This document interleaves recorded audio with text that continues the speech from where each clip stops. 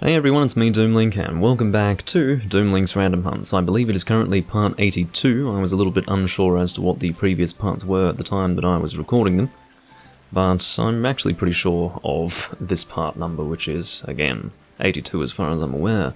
As I'm recording this, it is one day before the new year. It is the 31st of December, 2020. It's going to be very strange moving into 2021, especially given what kind of year 2020 has been. Just living in the year, and also historically it's going to be a very significant year, so it's very weird to be walking out of it now. But here we are in Monster Hunter Portable 3rd. I've been playing a lot of Freedom Unite recently, and it's good to be back in Portable 3rd. I will try to do some 4 Ultimate fairly soon, but in the meantime we are going to be focusing on Portable 3rd, probably for the next 2 or 3 videos, depending on how many hunts I comfortably get into. But I'm just going to confirm that we don't have a 4th person on the way, and then we're going to begin the hunt. Alright, so from what I can tell, we do not seem to be getting a 4th person, so we will depart with 3. Which should be enough, I would say. You can see that we have someone using the Pirate J axe, which first appeared to my knowledge in Monster Hunter Tri, but it was actually not to be... well, was not for the people playing in the West, or outside of Japan at the very least. It was only for people in Japan. We instead got... I can't remember what it was called. It was... the Sinister Saints, I think it was called. It was a fire, or an awakened fire switch axe. It was a pretty decent switch axe as far as switch axes went, in Tri anyway. But to refer to the hunt that we're doing at the moment, it is going to be regular Tigrex and Black Tigrex simultaneously. I'm using the Shining Ishtar, which is of course the Gold Raytheon gun lance, and it is a very good gun lance. Those of you who have used it in Portable 3rd and 3 Ultimate will know very well that it is a very good gun lance, and I suppose it would have been good in whatever it was, 4 Ultimate as well. I used it in 4 Ultimate. I think I technically used it in 4 Ultimate before I used it in Portable 3rd. Of course, I am not currently using my original Portable 3rd character here. This one was made, 3 years ago or so. But in the case of Shining Ishtar, the reason why I've decided to use it here is because I couldn't really be bothered going raw. I sort of felt like going status, because I wasn't going to go element, because of course Black Tigrex and regular Tigrex do have different elemental weaknesses. The primary elemental weakness for regular Tigrex is thunder, and for Black it is water, as I understand it. I'm going to be focusing mainly on regular attacks. Shelling will only be for Wyvern Fire and for the heavy shot that I just did there. Outside of that we will be doing regular attacks, for the reason that it is my intention to apply poison to the Tigrex, obviously. I'm actually using an armor set that is specifically designed for this gun lance. I didn't really get to check the skills, and quite frankly it's been a while since I last saw the skills, but I believe it is pretty well designed for this gun lance specifically, given the fact that that is the name of this armor set. It is called the Ishtar or something like that, which is the name of this gun lance. So it seems that Sun is soloing the Black Tigrex. I would imagine that we will get to see Black Tigrex a little bit later on. Okay, maybe I shouldn't be standing in front of the Tigrex, might be a bad idea. It is one of the worst things you can do with a Tigrex, standing in front of it, because he has so many, I guess, hitbox zones. I don't really know how to refer to it. Hit zones, well, when you say hit zone, it sounds as if it's going to be something that you're hitting. My meaning is that he can hit you in many different places in his frontal area, so it's a little bit dangerous to stand there. We still have yet to apply poison because I've been getting hit stupidly, but that's alright.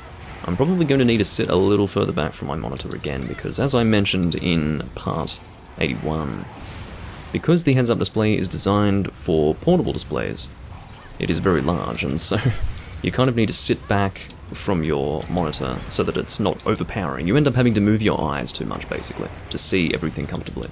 Otherwise it's all in your peripheral vision, and it's... well, I suppose everything's in your peripheral vision to an extent, isn't it? But the point is, it's even more in your peripheral vision than, say, a heads-up display that would be designed for a larger monitor or display.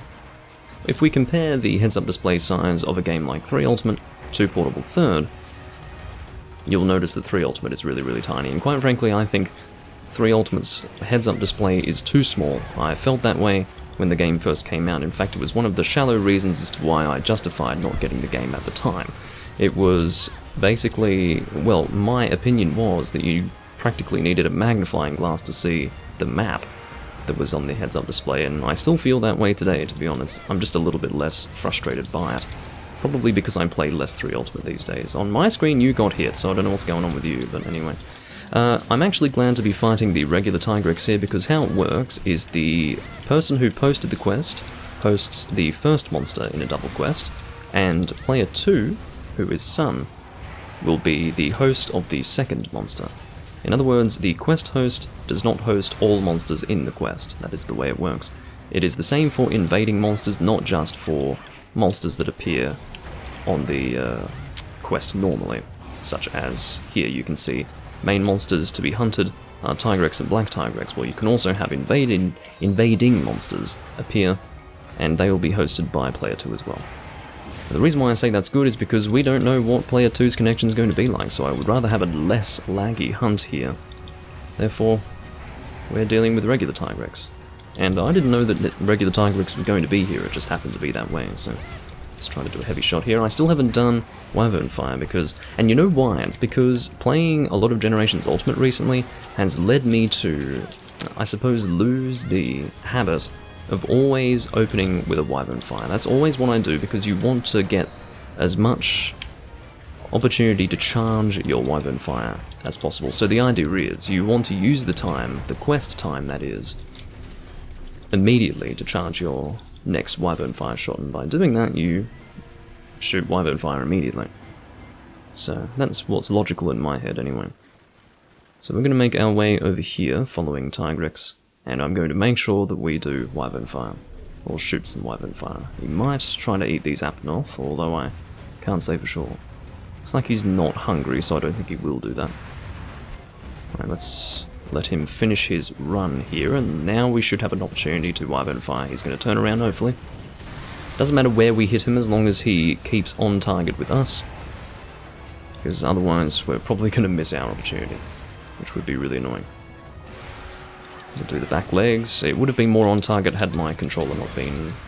well, if my controller were not less reliable than it normally is, then I would have been more on target there. Again, dangerous to attack the front, but I'm doing it anyway. I do have a shield.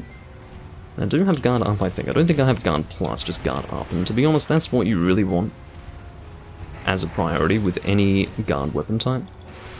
Because the thing is, while guard plus is useful, obviously, because you are flinched less by a guard, the way it works is, if you are going to be using a guard-based weapon, or weapon type I should say, where you do have a big shield and your mobility is limited for the reason that you do have a shield to sit behind, it's much more important to be able to shield anything than just shield most things, but better. And by that I mean, you know, obviously you can't shield things like Agnaktor beams and other such attacks. It's better just to have a fully reliable shield, in other words, because when you are using a weapon type like a gun lance or a lance, you are going to be more reliant on the shield than, say, a shield with a sword and shield. Because with sword and shield you actually have the mobility. Whereas gun lance, as some of my friends have aptly described, it feels like playing Monster Hunter in a wheelchair. So, yeah, having a good shield is very important. That is to say, a shield that can shield anything. I've got no idea where Tigrex is, that is to say Black Tigrex. But I'm guessing someone knows where he is. Oh, looks like he's over in that area. Whatever area that is, I've forgotten the area number somehow. I'm going to shift myself back a little bit, because, again, as I said, I'm a little bit too close to my monitor. There we go. That should be... yeah, that's a little better. I'd like to... there we go. There's this weird thing with... I think it's anti-aliasing. Or is it some sort of upscale filter, I don't know. But if you were able to see my clock... oh god, see how he's glitching really hard? This is exactly what I was talking about. But, yeah, if you saw the clock and the heads-up display looked really, I guess, jagged in appearance, and then it eventually smoothed out. That's what I was concerned about initially. Here we go, placing bombs on a trap and then exploding them well into the trap so that people get hit away from the fucking monster when we should instead be attacking for damage. Really helpful, you know. But, yeah, this is exactly why I try to host the quests myself, but when it comes to double quests, I have no choice but to... look at that delay on the flash. I have no choice but to allow someone else to host one of the monsters, because that's just the way the game is designed, and it's really freaking annoying. Now, one of the reasons why I often don't play with people on Hunsterverse, or at the very least why I don't often play on Hunsterverse in general, is because some of the people on Hunsterverse just have dogshit connection, and it has less to do with their geographical location, and a lot more to do with the fact that they're playing on fucking phones. If they weren't playing on phones, this would be much less painful. I can barely see what the fuck is going on. I'm glad at the very least I was able to give you guys a good hunt with our friend regular Tigrex. Let's shield this one. Of course, this was the first time we had a Tigrex subspecies appear in the series. This guy was called Black Tigrex originally, and then in 3 Ultimate he was given the official English name of Brute Tigrex. I still call him Black Tigrex because that's what I'm used to. And there's nothing wrong with calling him Black Tigrex because it is sufficiently descriptive. Although it is very funny when people call Copper Blangonga Brown Blangonga, because he was originally called Brown Blangonga back in the Monster Hunter Portable 2nd G days. Someone just did search the weakness for Blangonga, and the name is Brown Blangonga.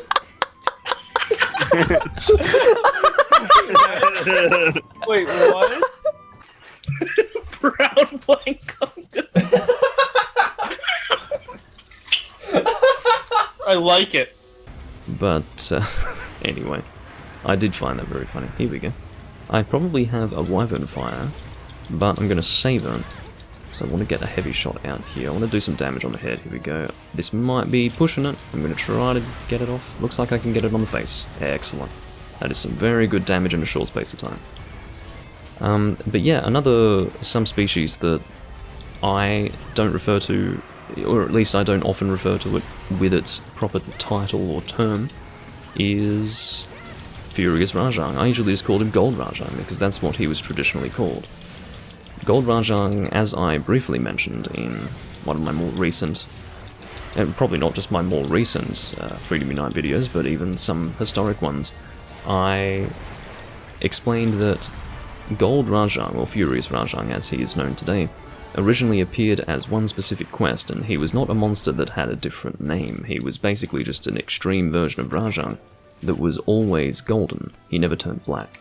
And so he was called, affectionately by the community, Gold Rajang, and that is the way that I knew him in the past, and so I just continued to call him that. He was called the Child of Destruction, and he had, well, he hit like a truck. Child of one shot with giant fists. He was big, and he hit hard, and I usually went ranged with him, but these days, I do sometimes go Blade Master. I would not say that it's ideal, but it can be more fun, depending. But yeah, that was a little bit of a laggy Black Tigrex confrontation there, but it wasn't too terrible because we didn't fight him for as long as we fought the previous one. The previous one was what spanned most of the hunt for us here, and it was nice and smooth because I was the one hosting it. With that in mind, I'm probably going to avoid doing multi-monster quests. As much as I would prefer to do multi-monster quests versus single monster quests in a game like Portable 3rd, which is kind of lacking in content, I would prefer to present a bit of a smoother hunt for you guys. It's no fun having the monster glitch all over the place, not just for me as the hunter, but also for you as the viewer, as a member of the audience. So yeah, got some Tigrex jaws here. Apparently I didn't have many of them, which is a surprise. But yeah, let's just go hoard all this stuff. I think I'm doing all right for box space. I'm actually going to check my box to see how many slots I have filled up here. For those who might be watching Portable 3rd here, who are not terribly familiar with how the game works, there is no eating system, or at least not as you would know it. There is a hot spring system. You come into the hot spring here.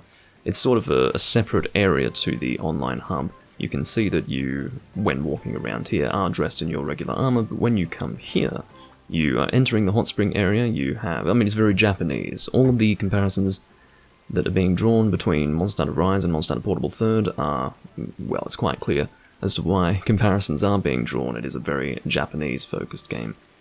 But, yeah, you just sit in the hot spring, and then you stand up, and you have the boost that is written in the bottom right-hand corner.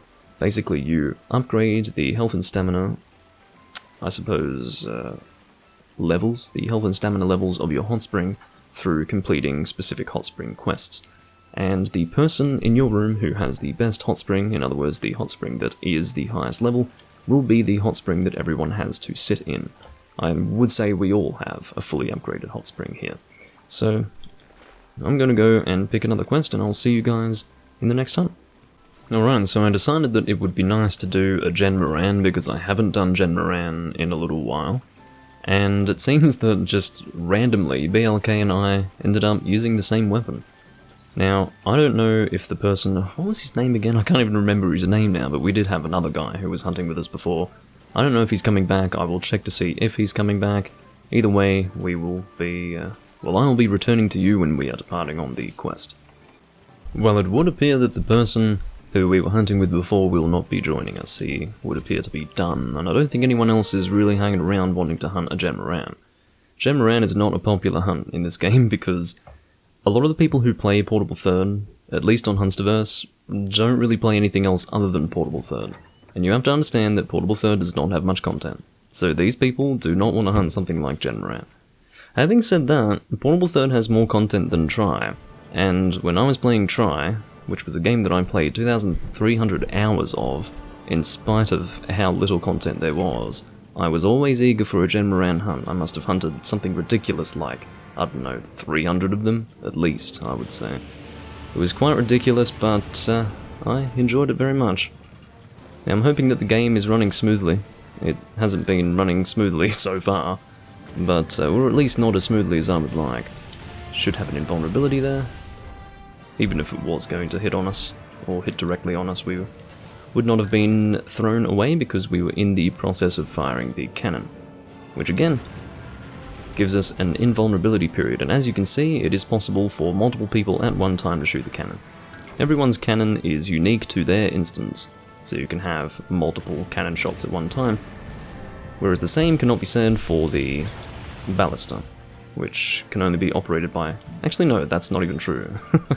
It can be operated by multiple people at one time in this game. I think they changed it in some other game, I can't remember what it is now, but yeah, you can have multiple people sitting at one ballista, or at least traditionally that was the case. I'm getting a little confused now as to what game stopped that, but yeah, at least in 3rd gen, from memory, that is possible for multiple people to be on one ballista, but anyway. Maybe it was in 3 Ultimate where they stopped that. I'm pretty sure it was possible in this game and in Try. Right, here's hoping that BLK and I do not send each other flying. I'm going to be keeping an eye on him.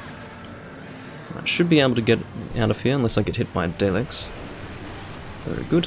Oh, BLK has been launched off. Check that out. Well, that's a little bit unfortunate for him, for sure. Of course, the hammer, as most would agree, is mostly good in the way that it has KO capabilities, but obviously that's not going to be happening against Jhen Mohran. So the question becomes, for those who are wondering why I would choose to use the hammer over anything else, why would you use the hammer against Jhen Mohran if you cannot KO him? Well, the reason why is because the golf swing is very powerful, and the whole balance of the golf swing is such that you have to do an entire triple pound combo in order to get it off. And of course the triple pound combo keeps you basically stationary, so it's not always easy to get off in a regular hunt, however. In a quest such as this, where we are able to attack pretty much relentlessly, because this guy's not going to do much to us, we can get off many, many golf swings, so it's rather similar in that way to that of the greatsword. Weapons like the hammer and the greatsword are great to use against Jhen Mohran. Any weapon type that is basically designed to have you stationary. Hope I didn't send him flying. Okay, good. Well, I sent him flying, but hopefully we don't mess each other up going forward here. But anyway, as I understand it, the weak point for Jhen Mohran is not just these little cracks here. They extend outwards along the sides and also inside the crack itself. So, if you're a little bit off target with the crack, it's not a big deal. Looks like BLK has gone to the other side of Jhen Mohran in the interest of not being messed up by me. You can see that even though there are only 3 of us, we are doing very well against this Jhen Mohran. This is of course a high rank Jhen Mohran, keeping in mind that Portable Third is a high rank game, much like Try was. Which again sort of, I would hope, gives you guys some perspective on just how important Monster Hunter 3 Ultimate was. Because that was the only G rank game in 3rd generation. And 3rd generation is my favourite generation of Monster Hunter, so for the most part, your 3rd generation experience will be high rank. Well, maybe not for the most part, because most people would be playing Tri these days. I wouldn't recommend people play Tri these days, to be honest. If you really want to experience Tri, I would say that 3 Ultimate is the way to go. In terms of how this hunt differs from Tri, and of course Jhen did originate in Tri as an online-only monster. In this game you can actually fight Jhen offline, which was not something that you could do in Tri. And you also can't do it in 3 Ultimate, because 3 Ultimate is more of the G-Rank Tri, with a different city mode. But there is a slight difference between this fight here and the one that appears in Tri. It has more to do with the way Jhen charges the boat, or something like that. I can't quite remember it because it's been so long since I've played Tri. But I remember when I first played this game, a few months after Tri came out, it was interesting to see slight differences between the two. So it's funny, I was about to sit here and explain the differences to you, and then I realised that I don't remember them anymore, but there are differences, I will tell you that much. Like for example, right now, something different will happen here as compared to what happens in Tri, I don't know. But we'll see. I'm assuming he's going to charge the boat. Yeah, well, looks like Mystery Summer is on the gong, which was not in any way helpful, because at least on my screen, he still hit the boat. And by he, I mean Jhen Mohran. Now it's important to mention that the Elatrian weapons are not purple sharpness capable in Portable 3rd. In fact, it's very important that this is the case for the reason that that was a bad idea, because I've now thrown myself off the boat. Anyway, it's very important for the Elatrian weapons to not be purple sharpness capable in Portable 3rd for the reason that this is a high rank game. Purple sharpness by design is very, very, I guess, empowering for a weapon. It gives a huge increase of damage. It's an increase of 1.2 times, or at the very least, maybe it's not that way, I don't know. I can't remember the mathematics of Monster Hunter or sharpness, but I do know that the boost that you get from purple sharpness is considerably more as compared to the other sharpness levels, incrementally speaking. So, therefore, it's just completely and totally out of balance in a high rank game, let me tell you that. So they had the Elatrion and Deviljho weapons using purple sharpness in Tri, and it ruined the game. It well and truly ruined the game. There was no real reason to be elementally effective. You just needed a weapon that had purple sharpness in the end game, and you were doing way better than anything that didn't have purple sharpness. So that was the way to play Tri online, and it was kind of a shame. I didn't do it forever. There was probably, I would say for the first maybe 200 to 300 hunter ranks, I got up to hunter rank 568 in Tri. And I would say for the first 200 or 300 hunter ranks I was indeed using Elatrion and Deviljho weapons, because that is what was most effective. But afterwards I started moving into the awakened weapons and all. I basically got every single weapon, because there wasn't much to do in that game beyond, say, getting every single weapon, especially when you're putting over 2,000 hours into a game with 18 monsters. But, yeah, it was a lot more enjoyable to play the game, even knowing that I wasn't as effective. At the very least I had options to move myself forward in the game, and by move myself forward I mean continue to enjoy the game whilst building my character. In other words, I guess hoarding even more materials and gaining more hunter ranks over time. That's what I view to be building my character. Everyone has their own endgame, and that's one of the beauty, or rather one of the aspects to Monster Hunter that I would say is unique and special and interesting. It is the fact that you have to create your own endgame, and I've never had an issue with doing that.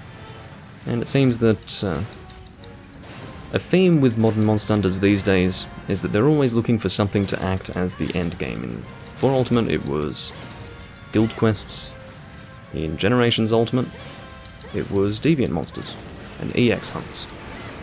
Not really my thing. I would much prefer to just have an endgame where you're just fighting the G-rank monsters fairly normally, but I guess we can't expect that to happen forever. It has to get stagnant after a while, doesn't it? It doesn't for me, but for someone it's going to be. Because some people have higher requirements. They expect certain evolutions to take place in a series over time. And for me, if it's not broken, don't fix it, but whatever. Of course, I have my reservations about both the Guild Quest and Deviant Monster endgame. I think it would be much better if neither of them existed. I won't go into details about my grievances. I will only say that they both suck. And we'll leave it at that, just because I don't want to be sitting here ranting and complaining for the whole recording. one of the reasons why I'm recording so much more Doomlink's random hunts at the moment as opposed to more recent times.